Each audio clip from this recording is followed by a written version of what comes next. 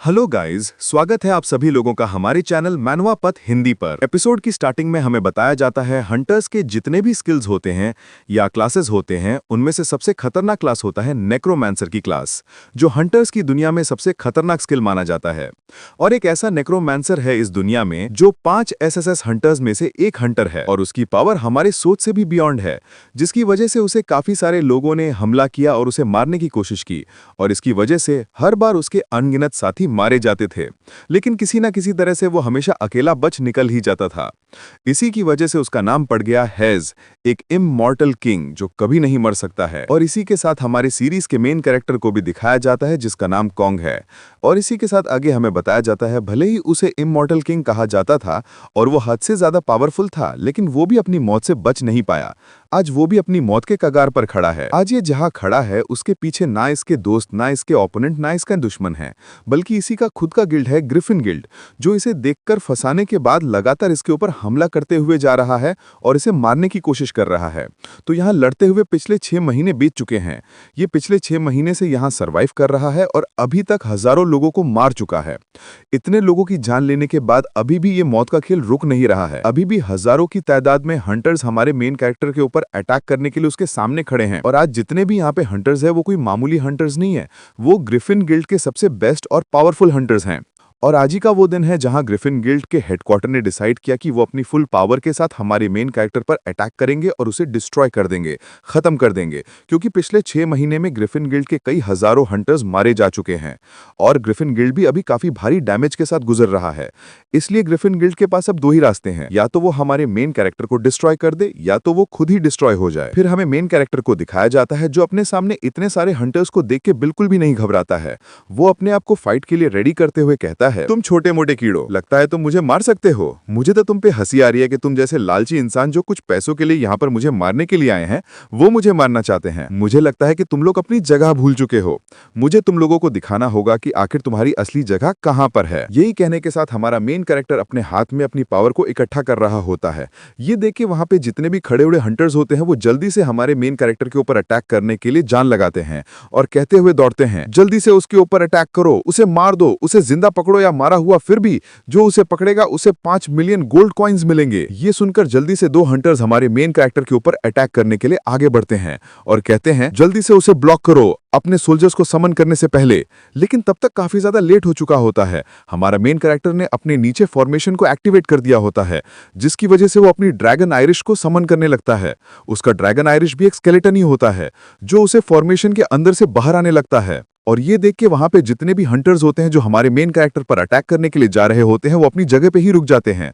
उस ड्रैगन को देख के घबराते हुए कहते हैं, ऐसा कैसे हो सकता है? इसके अंदर से जो पावर निकल रही है वो सच में काफी ज्यादा टेरिफाइंग है। वो लोग इतना कहते हैं कि तभी बाहर से सीन दिखाया जाता है कि उस ड्रैगन के समन होने की वजह से उसके अंदर से काफी एनर्जी निकल रहा होता है और ये एनर्जी इतनी ज्यादा खतरनाक होती है कि इसे दूर से भी क्लियरली देखा जा सकता था। लेकिन तभी वहां पे उस एनर्जी की वजह से एक बहुत ही बड़ा धमाका होता है और उस धमाके के अंदर से हमारा मेन कैरेक्टर अपने स्केलेटन ड्रैगन के ऊपर बैठ के बहुत ही तेजी से वहां से निकलता है। वहां से निकलने के बाद हमारा मेन कैरेक्टर अपने ड्रैगन को जल्दी से वहां से निकलने के लिए कहता है। ये सुन के उसका ड्रैगन बहुत ही तेजी से उड़ के वहां से जान लगाता है। वहीं पे नीचे खड़े कुछ लोगों को दिखाया जाता है जो उस ड्रैगन को देख के आपस में बात करने लगते हैं। ये तो एक ड्रैगन है, आखिरकार किसके पास इतना ज्यादा मैना है जो उसने एक ड्रैगन को समन कर लिया। और वहीं पे हमारे मेन कैरेक्टर को दिखाया जाता है जो बहुत ही तेजी से वहां से निकल रहा होता है, लेकिन वो काफी ज्यादा जख्मी होता है, उसके मुंह से खून आ रहा होता है, जिसे देख के वो अपने मन में कहता है, डैम, मैंने अपना मैना कुछ ज्यादा यूज कर लिया है। मैं पिछले लंबे समय से लड़ता हुआ आ रहा हूं, जिसकी वजह से मेरा काफी ज्यादा मैना पहले ही एग्जॉस्ट हो चुका था और अब इस रिटर्न ड्रैगन को समन करने की वजह से मेरा मैना पूरी तरह से एग्जॉस्ट होने वाला है। मुझे जल्दी से यहाँ से निकलना होगा। हमारा मेन कैरेक्टर ये कहते हुए जा ही रहा होता है कि तभी उसे एक बिल्डिंग पे एक इंसान खड़ा हुआ सेंस होता है। देखते ही वहीं पे रुक जाता है और ये बंदा कोई और नहीं, ग्रिफिन गिल्ड का गिल्ड मास्टर होता है, जो इन सारी चीजों का मास्टरमाइंड होता है। अभी तक यहाँ पे जितनी भी सारी चीजें हुई हैं उन सबके पीछे यही बंदा है। हमारे मेन कैरेक्टर पे जितने भी अटैक्स हुए हैं उन सबके पीछे यही बंदा है, जो हमारे मेन कैरेक्टर को देखकर हंसते हुए कहता है, ये तो सच में कितना ज्यादा अनएक्सपेक्टेड है। तू वहां से किसी तरह बाहर निकल पाया, लेकिन तुम्हें क्या लगा तुम यहाँ से भाग पाओगे? ये बात सुनकर हमारा मेन कैरेक्टर काफी ज्यादा ज़्यादा गुस्से में आ जाता है, वो अपने ड्रैगन के साथ उस बंदे के ऊपर अटैक करने के लिए आने लगता है। लेकिन तभी हमारे मेन कैरेक्टर के ऊपर एरो से हमला होता है, जिसकी वजह से हमारे मेन कैरेक्टर को पीछे की तरफ हटाना पड़ता है। उस एरो को डॉज करने के लिए जैसे ही वो फर्स्ट एरो को डॉज करता है, तभी एक दूसरा एरो हमारे मेन कैरेक्टर के ड्रैगन के पूंछ में लगता है, जिससे हमारा मेन कैरेक्टर का ड्रैगन सीधे जाके एक बिल्डिंग से टकराता है। फिर एक और हमला होता है उस ड्रैगन के ऊपर, जो हमला उस ड्रैगन के पंख को चीरते हुए बाहर की तरफ निकल जाता है। उस तीर की पावर बहुत ही ज्यादा टेरिफाइंग होती है। अपने ड्रैगन को इतनी बुरी तरह से जख्मी होते हुए देख के हमारा मेन कैरेक्टर अपने ड्रैगन को जल्दी से वहां से निकलने के लिए कहता है। लेकिन जैसे ही वो ड्रैगन वहां से जल्दी से जान लगाता है, तभी एक और एरो उस ड्रैगन के सर को चीरते हुए बाहर की तरफ निकल जाता है। और ये एरो के अटैक्स यही नहीं रुकते, और भी काफी सारे एरो के अटैक्स होते हैं जो स्केलेटन ड्रैगन को बिल्कुल छलनी करते हुए बाहर की तरफ निकल जाते हैं, जिसकी वजह से उस स्केलेटन ड्रैगन काफी बुरी तरह से जख्मी हो जाता है और बहुत ही तेजी से नीचे की तरफ गिरने लगता है। और वो जैसे जमीन पे आके गिरता है, वहां पे एक बहुत ही बड़ा धमाका होता है और वहां की जमीन पूरी तरह से टूट जाती है। वहां पे एक बहुत ही बड़ा गड्ढा हो जाता है और वहीं पे हमारे मेन कैरेक्टर को भी दिखाया जाता है, जो काफी ज्यादा खराब हालत में जमीन पे पड़ा हुआ होता है। उस ड्रैगन की हालत पूरी से खराब हो चुकी होती है, वो बहुत ही बुरी तरीके से मारा जाता है। और फिर वहां पे काफी सारे होली नाइट्स आ जाते हैं, जो हमारे मेन कैरेक्टर को चारों तरफ से घेर लेते हैं। फिर वहां पे वही गिल्ड मास्टर आता है काफी सारे नाइट्स के साथ और हमारे मेन कैरेक्टर से कहता है, यहाँ पे देखो, तुम चारों तरफ से घिर चुके हो, तुम्हारे पास कोई भी भागने का रास्ता नहीं है और तुम्हारा स्केलेटन ड्रैगन भी पूरी तरह से खत्म हो चुका है। मुझे लगता है कि अब तुम्हें गिव अप कर देना चाहिए। ये सुनकर हमारा मेन कैरेक्टर हंसते हुए कहता है, तुम ओल्ड मैन, तुम्हें क्या लगता है मैं यहाँ पे गिव अप करने वाला हूँ? क्या तुमने मुझे कभी गिव अप करते हुए देखा है? मैं भले ही आज यहाँ पे मर जाऊं, लेकिन मैं कभी भी तुम्हारे सामने घुटने नहीं टेकूंगा। मैं लड़ते हुए मरूंगा। फिर भी तुम लड़ना चाहते हो और गिव अप नहीं करना चाहते हो। अगर तुम ऐसा ही चाहते हो तो चलो, मैं तुम्हारी मौत से तुम्हें रूबरू करवाता हूँ। ये सुनकर हमारा मेन कैरेक्टर कहता है, तुम बूढ़े ओल्ड मैन, तुम्हें क्या लगता है मैं भले ही अभी इतना ज्यादा जख्मी हूँ, लेकिन मेरे अंदर इतनी ज्यादा ताकत नहीं कि मैं तुम्हें अपने साथ लेके मर सकूं। भले ही आज यहाँ पे मरूंगा, लेकिन तुम्हें साथ लेके मरूंगा, चाहे इसके लिए मुझे कुछ भी क्यों ना करना पड़े। ये सुनकर वो गिल्ड मास्टर कहते हैं, मुझे जैसे तुमसे उम्मीद थी, तुम्हारा एटीट्यूड अभी तक नहीं बदला है। मैं हमेशा चाहता था कि सारी चीजें मेरे हिसाब से चले, लेकिन तुम इकलौते ऐसे इंसान हो जो मेरी एक्सपेक्टेशंस को पार किया करते थे, कुछ हटके किया करते थे, और तुम ही इकलौते वो हो जिसे मैं कंट्रोल नहीं कर पाया, अपने हिसाब से नहीं चला पाया। ये सुनकर हमारा मेन कैरेक्टर कहता है, सच में मुझे तुम पर काफी ज्यादा भरोसा था। मुझे नहीं लगा था कि तुम मेरे साथ ऐसा करोगे, तुम मुझे धोखा दोगे, लेकिन तुमने मुझे धोखा दे दिया, बस इस चीज की वजह से। यही कहने के साथ हमारा मेन कैरेक्टर अपने हाथ में स्टोन को लेता है, जिसका ग्रेड और इफेक्ट अननोन होता है। आगे वो कहते हैं, तुमने बस इस स्टोन को पाने के लिए मुझे मारने के लिए तैयार हो गए और मुझे धोखा दे दिया। क्या मैं बिल्कुल सही कह रहा हूं ना ओल्ड मैन? उस स्टोन को देख के वो गिल्ड मास्टर काफी ज्यादा खुश हो जाता है। वो हमारे मेन कैरेक्टर से कहता है, हाँ, यही एकलौता कारण है जिसकी वजह से मैं तुम्हें मारना चाहता था, बस इसको पाने के लिए। नहीं जानते हो कि ये स्टोन कितना प्रेशियस और कीमती है? अगर तुम ये स्टोन मुझे दे दे तो मैं तुम्हें बिना किसी चोट के और जिंदा यहाँ से जाने दूंगा। ये सुनकर हमारा मेन कैरेक्टर को अपने लिए इतनी बुरी तरह से उतावले होते देख के वो गिल्ड मास्टर कहते हैं, हाँ, वो स्टोन मुझे जल्दी से दे दो, जल्दी दो स्टोन मुझे। वो स्टोन कोई ऐसी चीज नहीं है जिसका तुम यूज कर सकते हो, स्टोन मुझे जल्दी दे दो। ये सुनकर हमारा मेन कैरेक्टर कहता है, ठीक है, चलो मैं स्टोन तुम्हें दे ही देता हूँ।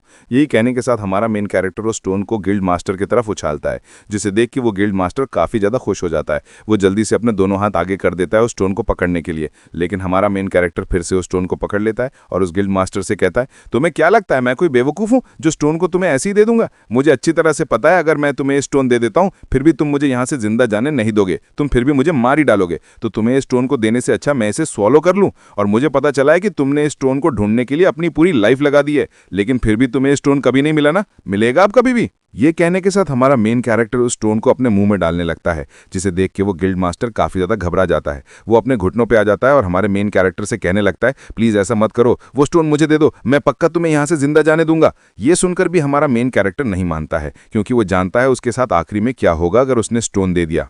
और वो लगातार हंस रहा होता है, जिसकी वजह से वो काफी ज्यादा गुस्सा हो जाता है। फिर वो अपने सारे नाइट से कहता है, आखिरकार तुम लोग खड़े खड़े देख क्या रहे हो? जल्दी से उस पर हमला करो, उससे स्टोन को छीन के ले आओ और वो स्टोन को स्वॉलो भी कर ले, तब भी उसके पेट को चीर करके वो स्टोन को ले आओ, लेकिन किसी भी कीमत पे वो स्टोन को ले आओ। ये सुन के सारे नाइट्स हमारे मेन कैरेक्टर के ऊपर अटैक करने के लिए जान लगाते हैं, जिसे देख के हमारा मेन कैरेक्टर हंसते हुए अपनी पावर को रिलीज करने लगता है और उन सबसे कहता है, अभी तक मैंने जितने लोगों से लड़ाई की है उनके सामने तो तुम कुछ भी नहीं हो, एक चींटी के बराबर हो। बस मैंने अभी तक सैकड़ों लोगों से लड़ाई की है, तो तुम क्या चीज हो? मैं तुम सभी को आज दिखाऊंगा कि आखिर क्या होता है नरक, दिखता कैसा है। यही कहने के साथ हमारा मेन कैरेक्टर अपने बचे हुए माना का यूज करता है और स्केलेटन सोल्जर्स को वहां पे समन करता है। उन सारे नाइट्स के ऊपर हमला करने के लिए जान लगाते हैं और उन नाइट्स और स्केलेटन सोल्जर्स की फाइट होना चालू हो जाता है। फिर कुछ ही देर बाद हमारा मेन कैरेक्टर भी मारा जाता है अपनी ज़्यादा माना यूज़ करने की वजह से, और मरते हुए कह रहा होता है, अब मैंने एक लंबी लड़ाई ले ली है जिसकी वजह से मैं पूरी तरह से थक चुका हूँ, अब एक अच्छा समय है मेरे ब्रेक लेने का और मेरे आराम करने का। और इतना कहने के साथ ही हमारा मेन कैरेक्टर मर जाता है। फिर हमारा सीन चेंज होता है जहां दो सर्वेंट्स को दिखाया जाता है जो एक कॉफिन के सामने खड़े हुए होते हैं।